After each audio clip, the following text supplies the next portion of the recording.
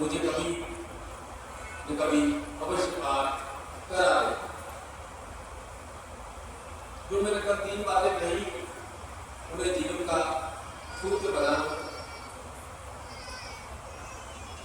मैं कल बहुत स्पष्ट शब्दों में कहा कि यदि जीवन में असुरक्षा है, अनिश्चितता है, तो आपके जीवन में नवीनता असुरक्षा के बाद ही आती है। जिस काम में भी हम हाथ डालते हैं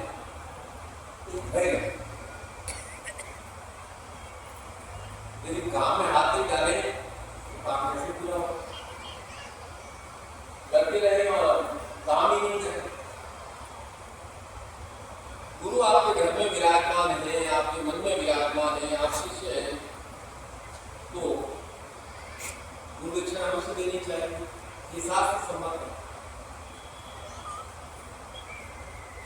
मुझे बात बताओ कि आपको देखिए मिठाई खाने में आनंद आता है या दर्शनों को बांटते हैं तो मिठाई का ज्यादा आनंद आता है? किसमें ज्यादा आनंद आता है? बांटने से। दर्शनों को बांटते हो तो ज्यादा आता है। यही बात गुरु ज्ञान के बारे में। गुरु ज्ञान के विस्तार की जिम्मेदारी केवल मेरी नहीं है, आपको भी करना है, क्योंकि इस संसार में शिष्य ही गुरु का प्रतिबिंब होता है और शिष्य को देख करके लोग जान जाते हैं कि इनका गुरु कैसा हो। आप कई लोग आपके व्यापार में, नौकरी में, मोहल्ले में पूछते होंगे आपके गुरु के बारे में, पूछते हैं। और कई लोग ये भी कहते हैं, अरे भाई 15 साल हो गए, तुझे क्या बोला? आप एक ही जवाब दीजिए। क्या जवाब देंगे कि मैं आपको ये बताने नहीं आया हूं कि मेरे गुरु कैसे हैं, क्या है, कितनी किताबें लिखी है, निखिल मंत्र विज्ञान पत्रिका क्या है।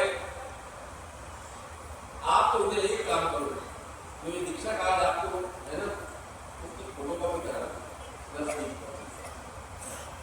और 3 मंत्र लिखे हैं, गुरु मंत्र, चेतना मंत्र और गायत्री मंत्र। उनसे कहो कि भाई बहस नहीं और मुझे आपको समझाना ही नहीं।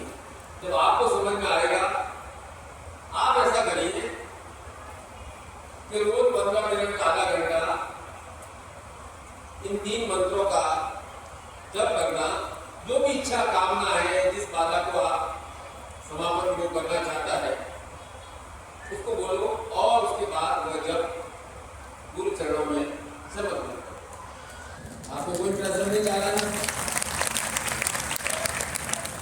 मंत्र जब मुझे करना है, आप दर का ये कागज है भैया, मैं तो बता ही नहीं सकता हूं कि गुरु की महिमा क्या है, गुरु क्या है। तेरे जीवन में कोई परेशानी है या कोई काम ना है तो तू ये 3 मंत्र है 21 दिन तक जब, बस इतना ही कहना है। और वो कहना अपनी अभिलाषा गुरु चरणों में बैठ कर दे। करने वाला करता है और जिसकी भक्ति प्राप्त होगी तो वह गुरु उस भक्ति को 1000 गुना अवश्य प्रदान करेंगे। आपको मंत्रों को समझने की आवश्यकता ही नहीं है। आप इस बात में बड़ो ही मत कि धुआंती ऐसी होती है, छिन्नमस्ता ऐसी होती है, तारा ऐसी होती है, बगला ऐसी होती है, महाकाली ऐसी होती है। आप जितना तर्क दोगे वो और बोला भाई मैं तो नादान, मुझे कुछ नहीं आता। मेरे पास तो ये 3 मंत्र लिखे हुए और तेरी इच्छा है तो तू इन 3 मंत्रों को जप लेगा। जब करेगा तो मन में सदा उदय होगी और अपने आप गुरु परिवार से जुड़ जाएगा। शिष्यों को तो गर्व से कहो कि मैं निखिल शिष्य हूं, क्योंकि गुरु शक्ति से आपके भी कार्य पूरे होंगे, दूसरों के कार्य सफल होंगे। आपको सम्मान, शांति और संतोष के साथ मनुष्य जीवन में दुख का मूल कारण तुलना। जब भी आपने अपने पड़ोसी से, अपने भाई से, अपनी बहन से, अपने रिश्तेदार से, किसी से तुलना की है, तुलना दुखम मूल कारण। जैसे ही आप तुलना करने लग जाते हो, या तो आप घमंड में बढ़ जाओगे, देखो मैंने इतना मान कार्य कर दिया है, कहाँ आगे बढ़ गया, या फिर आपके मन में दुख आएगा कि आपने कुछ कर नहीं पाया, कम कर पाया। तुलना नहीं करनी है। गुरु भी किसी भी शिष्य की एक दूसरे से तुलना नहीं करते हैं कि मेरा खास शिष्य है।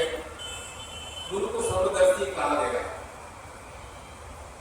सभी शिष्यों का समान रूप से दृष्टिपात, शक्तिपात संपन्न करते हैं। मैं कहता हूँ रोज रोज कामना कामना कामना क्या करते? काम भी करो, धैर्य के साथ कार्य करो।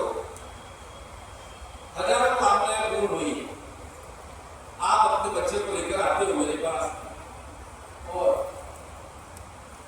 5-10 साल का बच्चा नहीं, 20-20 साल के बच्चे को लेकर के आते हो, और आप कहते हो कि गुरुजी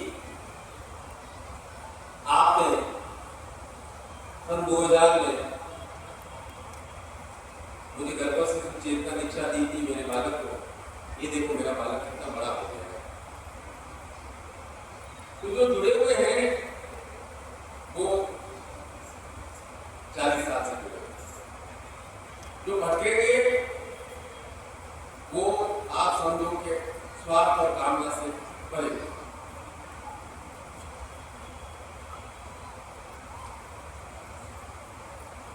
निखिल जयंती है, महोत्सव है, थोड़ी आपकी क्लास लेती है, लेकिन पहले दीक्षा कर दूं और उसके बाद आपकी आज जम करके मुझे आपकी क्लास लेनी है। गुरु बताएगा कि आपके योग क्या है, तब आप अपने आप को वास्तविक धरातल पर पाओगे। आगे तो सहन कर लोगे ना? कर लेंगे, क्या कर लेंगे गुरुजी। क्या कहोगे? सबके सामने मत डालो गुरुजी, अलग से मुझे बुला करके